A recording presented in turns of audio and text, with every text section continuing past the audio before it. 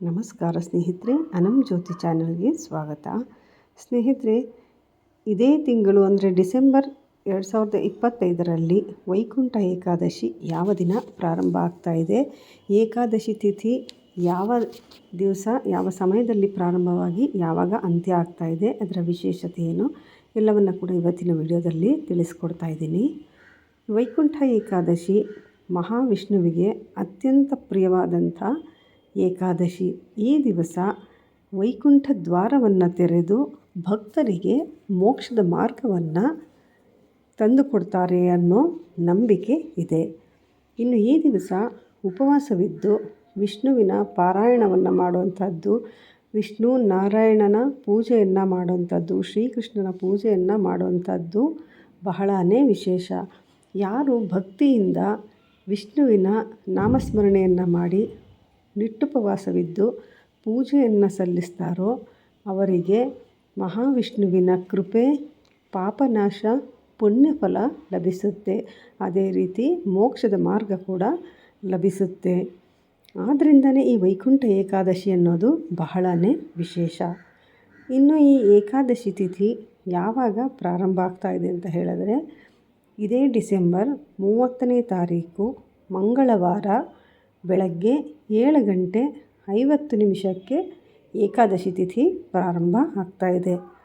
ಇನ್ನು ಮುಕ್ತಾಯ ಆಗ್ತಾ ಇರುವಂಥದ್ದು ಡಿಸೆಂಬರ್ 31ನೇ ತಾರೀಕು ಬುಧವಾರ ಬೆಳಗಿನ ಜಾವ 5:01 ಮುಕ್ತಾಯ ಆಗ್ತಾ ಇದೆ.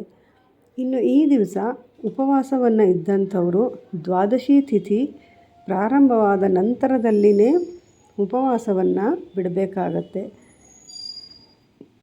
ಇನ್ನು ಈ ಏಕಾದಶಿ ದಿವಸ ಬೆಳಗ್ಗೆನೇ ಎದ್ದು ಸ್ನಾನವನ್ನು ಮುಗಿಸಿ ನಾರಾಯಣನ ಪೂಜೆಯನ್ನು ಸಲ್ಲಿಸಿ ಪಾರಾಯಣವನ್ನು ಮಾಡುವಂಥದ್ದು, ಹಾಗೆ ವಿಷ್ಣು ಸಹಸ್ರನಾಮ ಪಠಣೆಯನ್ನು ಮಾಡುವಂಥದ್ದು, ತುಳಸಿಯನ್ನು ಅರ್ಪಿಸಿ ಪೂಜೆಯನ್ನು ಸಲ್ಲಿಸುವಂಥದ್ದು ಬಹಳನೇ ವಿಶೇಷ. ಈ ರೀತಿಯಾಗಿ ನಾರಾಯಣನ ಸ್ಮರಣೆಯನ್ನು ಮಾಡಿ, ವಿಷ್ಣು ನಾಮಸ್ಮರಣೆ ಮಾಡಿ, ವಿಷ್ಣು ಸಹಸ್ರನಾಮವನ್ನು ಪಠಣೆಯನ್ನು ಮಾಡಿ ಭಕ್ತಿಯಿಂದ ಪೂಜೆಯನ್ನು ಸಲ್ಲಿಸೋದ್ರಿಂದ ಆ ವಿಷ್ಣುವಿನ ನೇರ ಕೃಪೆ ಅನ್ನೋದು ಲಭಿಸುತ್ತೆ. ಹಾಗೆ ದೇವಸ್ಥಾನಗಳಲ್ಲಿ ಈ ದಿವಸ ವೈಕುಂಠ ದ್ವಾರವನ್ನು ಮಾಡಿರ್ತಾರೆ. ಅದರ ದರ್ಶನವನ್ನು ಆದಷ್ಟು ಸೂರ್ಯೋದಯದಕ್ಕಿಂತ ಮುಂಚೆ ಹೋಗಿ ದರ್ಶನವನ್ನು ಮಾಡಿ ಆ ವೈಕುಂಠ ದ್ವಾರದ ಒಳಗಡೆ ದರ್ಶನವನ್ನು ಮಾಡಿ ಬಂದರೆ ಬಹಳನೇ ಒಳ್ಳೆಯದು ಅಂತ ಹೇಳ್ತಾರೆ. ಇದು ಧನುರ್ಮಾಸ ಕೂಡ ಆಗಿರೋದ್ರಿಂದ ವಿಶೇಷವಾಗಿ ಈ ಏಕಾದಶಿಯ ದಿವಸ ಸೂರ್ಯೋದಯಕ್ಕಿಂತ ಮುಂಚೆನೇ ಹೋಗಿ ದರ್ಶನವನ್ನು ಮಾಡ್ಕೊಂಡು ಬರೋದು ಬಹಳನೇ ಪುಣ್ಯಕರ ಅಂತ ಹೇಳ್ತಾರೆ. ಆದ್ದರಿಂದ ಈ ದಿವಸ ಸಾಧ್ಯವಾದಷ್ಟು ಬ್ರಾಹ್ಮಿ ಮುಹೂರ್ತದಲ್ಲಿ ಈ ವಿಷ್ಣುವಿನ ದರ್ಶನವನ್ನು ಮಾಡಿಕೊಂಡು ಬಂದು ಆನಂತರ ಉಪವಾಸವನ್ನು ಇದ್ದು ಆ ದಿವಸ ವಿಷ್ಣುವಿನ ನಾಮಸ್ಮರಣೆಯನ್ನು ಮಾಡಿ ಪೂಜೆಯನ್ನು ಸಲ್ಲಿಸಿ ಆ ವಿಷ್ಣುವಿನ ಕೃಪೆಯನ್ನು ಪಡೆದುಕೊಳ್ಳಿ. ನೋಡಿದ್ರಲ್ಲ ಸ್ನೇಹಿತರೆ, ವೈಕುಂಠ ಏಕಾದಶಿ ಯಾವ ದಿನ ಬರ್ತಾ ಇದೆ, ಯಾವ ದಿನ ಮುಕ್ತಾಯ ಆಗ್ತಾ ಇದೆ, ಅದರ ವಿಶೇಷತೆ ಏನು ಎಲ್ಲವನ್ನು ಕೂಡ ಸರಳವಾಗಿ ತಿಳಿಸ್ಕೊಟ್ಟಿದ್ದೀನಿ. ಮುಂದಿನ ವಿಡಿಯೋದಲ್ಲಿ ಈ ವೈಕುಂಠ ಏಕಾದಶಿಯ ಮತ್ತಷ್ಟು ಮಾಹಿತಿಯನ್ನು ಕೊಡ್ತೀನಿ.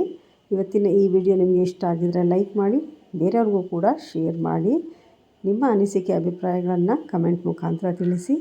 ಸಬ್ಸ್ಕ್ರೈಬ್ ಮಾಡದೆ ನೋಡ್ತಾ ಇದ್ದರೆ ಈಗಲೇ ಸಬ್ಸ್ಕ್ರೈಬ್ ಮಾಡಿ, ಪಕ್ಕದಲ್ಲಿರೋ ಬೆಲ್ ಐಕಾನ್ ಒತ್ತಿ. ಮತ್ತೊಂದು ಹೊಸ ವಿಡಿಯೋ ಜೊತೆ ಮತ್ತೆ ಭೇಟಿ ಮಾಡೋಣ. ಅಲ್ಲಿವರೆಗೂ ನಮಸ್ಕಾರ. ಸರ್ವೇ ಜನ ಸುಖಿನೋ ಭವಂತು.